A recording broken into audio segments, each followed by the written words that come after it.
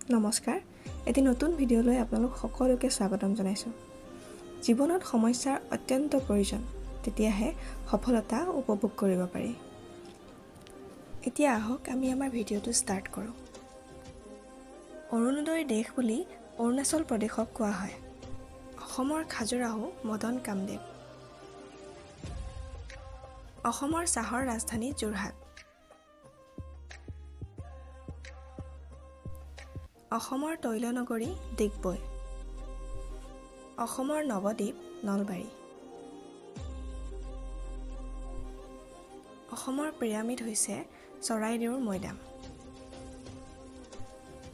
অসমৰ প্ৰৱেশদ্বাৰ north Brook gate Guwahati অসমৰ সাংস্কৃতিক ৰাজধানী হৈছে যোৰহাট অসমৰ স্কটলেণ্ড বুলি হাফলঙক জনা যায় পূবৰ আমাজন বুলি দিহিং পাটকাই ৰাষ্ট্ৰীয় উদ্যানক জনা যায় আজিলৈ ইমানেই ধন্যবাদ